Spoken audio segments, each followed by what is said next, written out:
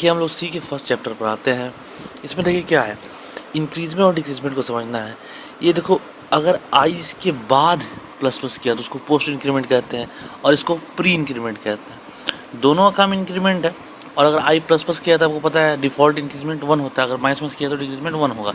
वो अलग बात है, अगर हमने आई प्लस 2 कर दिया तो 2 का इंक्रीमेंट होगा। अगर प्लस आई प्लस 3 कर दिया 3 का, लेकिन सिर्फ प्लस प्लस और माइनस माइनस का मतलब 1 होता है, वो तो बताने की जरूरत नहीं।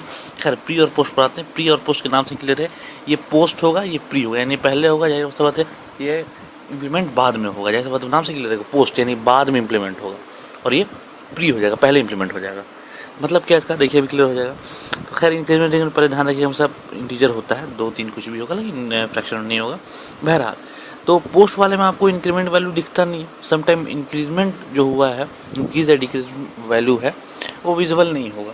कैसे नहीं होगा भाई? तो अक्सर पोस्ट के केस में ही होता है। जैसे यहाँ इंट ले लिया, परसेंट आई प्लस प्लस किया, आई प्लस प्लस किया मतलब आई 3 हो गया, लेकिन जब प्रिंट देखो आउटपुट 2 ही आएगा, 3 नहीं आएगा। क्यों नहीं आएगा भाई 3? क्योंकि ये पोस्ट है। पोस्ट क्या, ये बाद में करता है इंक्रीमेंट, इम्प्लीमेंट के बाद इंक्रीमेंट होगा। तो अभी तो यहाँ इस लाइन में इंक्रीमेंट हुआ है, उसी लाइन में सेम लाइन में कभी भी रिप्रेजेंट नहीं करेगा इफेक्ट को। इंक्रीजमेंट के इफेक्ट को सेम लाइन में नहीं दिखाता है पोस्ट। तो इसी वजह से यहाँ आई का वैल्यू ज़रूर 3 होगा, लेकिन ये चूँकि उसी लाइन में तुमने प्रिंट कराया है तो ये 3 नहीं 2 ही पुट करेगा। अब अगले लाइन में प्रिंट कराया, आई का वैल्यू 3 हो चुका है, प्लस मार्क तो आना क्या चाहिए था 4, लेकिन 4 नहीं आएगा, आएगा क्या 3 आएगा। क्यों? क्योंकि ये उसको सेम लाइन में नहीं दिखा सकता है। पहले से 2 से तुमने यहाँ पर 3 कर दिया है, 3 तो यहाँ 3 प्रिंट करेगा, लेकिन आई का वैल्यू 4 हो चुका है। ठीक, तो ये था आपने देखा किसका, पोस्ट का। लेकिन अब यही बात अगर सेम चीज़ हम लोग प्री के लिए करते हैं, सेम वही केस लिया हमने, यहाँ बस प्री कर दिया, प्रिंट मारोगे सीधे 3 आ गया। देखो यहाँ पर तुमने मारा था 2 आया था, लेकिन यहाँ पर 3 आ गया, क्योंकि ये प्री है। इसका इफेक्ट आपको सेम लाइन में ही दिख जाएगा, इस सेम लाइन में विजिबल होगा। तो साइड इफेक्ट ऑफ वेरिएबल, यानी कि समटाइम जो इंक्रीजमेंट वैल्यू नहीं दिखता वो पोस्ट में ही होता है। और पोस्ट में इतना जान जाए कि सेम लाइन के लिए कोई इफेक्ट नहीं होगा, अगले लाइन में उसका इफेक्ट देखेगा इम्प्लीमेंट का, जबकि प्री में सेम लाइन में दिखता है। ये देखिए पोस्ट का एक और एग्जाम्पल 4 कर दिया, अब बढ़ाया 4 आया, आई को प्रिंट कराया, देखो इसका असर दिखेगा अगले लाइन में। इसको वैल्यू 4 ही रख दिया, लेकिन जैसे ही इंक्रीमेंट करोगे तो अगले लाइन में इसका असर दिखेगा। और ये आई प्लस प्लस 4 जो था, इस आई को प्रिंट करोगे तो यहाँ 5 देगा, क्योंकि आई वैल्यू तो यहाँ प्लस करने से 5 हो गया, यहाँ मैंने देखा अगले लाइन में दिख गया। तो ये था इंक्रीमेंट डिक्रीमेंट का आपका वैल्यू। अब देखिए यहाँ पर कुछ एग्जाम्पल्स दिए गए हैं, यहाँ पर ये सब प्री के एग्जाम्पल्स है कि देखो कैसे प्री करा रहे हैं। तो 2 को तुरंत मारो उसी लाइन में, 3 देखो उसी लाइन में, सब प्री के एग्जाम्पल्स है। एनीवे, अब हम लोग आते हैं, यही बात को हम रिपीट किया कि पोस्ट इंक्रीमेंट जो आपको है वो दिखता नहीं सेम लाइन में। खैर वो अलग बात है। यहाँ दिखाया है कि 1 2 3 पोस्ट इंक्रीमेंट को जोड़ा है, तो यही सब बात है। आई इक्वल टू 2 अगर लिया भी होगा तो आई इक्वल टू 3 हो गया, यहाँ पर 4 हो गया, यहाँ पर 5 हो गया, लेकिन चूंकि ये पोस्ट है तो दिखेगा नहीं, वही रहेगा। खैर इसको आप मत देखिए, इस पर ध्यान भी मत दीजिए। अब सीधे हम लोग आते हैं, एक बात जानिए कि नोट्स में जितना कुछ लिखा हुआ है सब सही लिखा हुआ है, कुछ गलत नहीं लिखा हुआ है, बस वो वाले को छोड़ करके। खैर हम लोग आते हैं, यहाँ के आई इक्वल टू ले लिया। अब देखो यहाँ पर तुम इसको जोड़ने से पहले इस टाइप के क्वेश्चन जब आएंगे आपके सामने तो थोड़ा कन्फ्यूज़न पैदा होगा। इस कन्फ्यूज़न को दूर करने के लिए, समझने के लिए, यहाँ आपको मैंने दे दिया, ठीक है, आपको बोला इसका वैल्यू बताओ, आप क्या करोगे?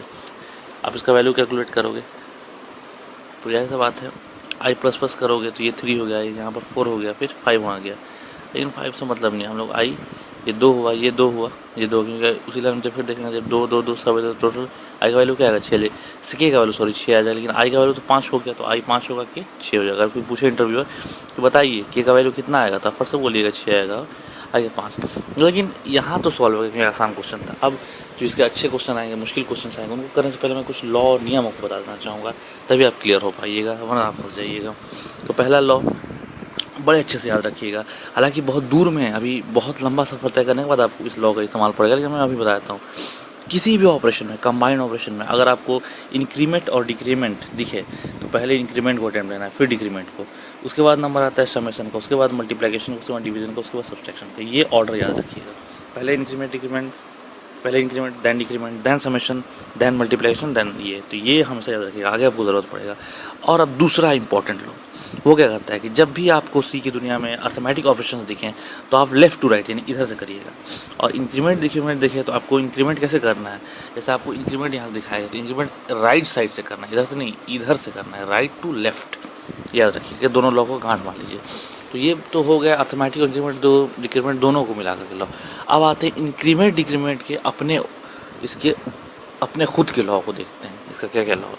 तो पहला क्या है कि supply the value from right to left, ये तो मैंने पहले भी आपको बताया कि राइट टू लेफ्ट इसमें बढ़ना है, ठीक है, सारे वैल्यू को सप्लाई करना है राइट टू लेफ्ट। अब क्या करना है, जब राइट टू लेफ्ट आप बढ़ते हैं तो जो लास्ट वैल्यू आता है यानी कि फाइनल वाले पर, जैसे कि जो वैल्यू यहाँ पर आपको आएगा लास्ट में, ये वैल्यू क्या करेंगे आप सब पे डिस्ट्रीब्यूट कर देंगे। यही वैल्यू को यहाँ पर जो वैल्यू होगा वही तीनों आएगा वैल्यू रखेंगे, और तब जाके आप समेशन ऑपरेशन परफॉर्म करेंगे। जो भी ऑपरेशन दिया रहो घटाओ समेशन, उससे मतलब नहीं है।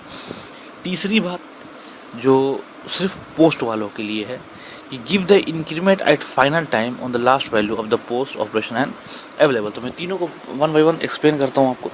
सबसे पहले हम लोग आते हैं इस वाले एग्जांपल पर। राइट टू लेफ्ट कैसे जाएंगे, तो देखो यहाँ पर आई का वैल्यू 2 है, आई प्लस प्लस के कितना हो गया 3 हो गया, चूँकि प्री है तो सेम लाइन में इफेक्ट दिखेगा। फिर यहाँ पर आई प्लस प्लस के क्या हो गया 4 हो गया, प्री है तो सेम लाइन में इफेक्ट दिखा। अब ये आई प्लस प्लस 5 कर दिया, अब ये 5 को तीनों पर डिस्ट्रीब्यूट कर दिया, ये फाइनल वैल्यू डिस्ट्रीब्यूट करना है। 5 5 5 तीनों जोड़ क्या आ जाएगा, आई इक्वल टू 15 आ जाएगा, लेकिन आई के इक्वल टू 15 आ जाएगा, सॉरी आई इक्वल टू 5 आएगा। तो आपने देखा। अब एक एग्जांपल ले लो जिसमें सिर्फ पोस्ट हो, तो ये पुराना वाला एग्जांपल, पोस्ट में आई इक्वल टू 2 है, हो गया 3, लेकिन यहाँ पर तो 2 है, फिर यहाँ 4 हो गया, यहाँ भी 5 होगा, लेकिन ये हम लोग 15 नहीं होगा। क्यों नहीं होगा भाई, ये तो पोस्ट है, ये आई का वैल्यू 5 ज़रूर हो गया, लेकिन वो तो अगले लाइन में दिखेगा, यहाँ पर तो 2 ही मान के चलोगे, तो 2 7 डिस्ट्रीब्यूट किया, सबको जोड़ दिया, काम खल्लास। लेकिन अब आता है, तो ये आपने देखा कि डिस्ट्रीब्यूट करने वाला फंडा आप इस एग्जांपल से पूरा क्लियर हो चुका होगा आपका, कैसे फाइनल वैल्यू जो आता है उसको डिस्ट्रीब्यूट करता है, लेकिन पोस्ट केस में ऐसा वैल्यू नहीं आया। अब ये लास्ट वाला बात डिस्ट्रीब्यूट क्लियर हो जाएगा आपको इस एग्जांपल से। देख लीजिए इस एक एग्जांपल को कैसे करेंगे। तो देखिए इसमें क्या है, आई प्लस प्लस किया, लास्ट वाले को मैं बाद में क्लियर करूँ, पहले देख लिया, आई प्लस प्लस किया, तो पोस्ट है तो 2 का 2 ही रह गया, यहाँ प्री है तो आई का वैल्यू 3 हो गया। फिर हम लोग आगे बढ़ते हैं, तो फाइनल में आगे बढ़ते हैं। तो फाइनल में जब आप आगे बढ़िए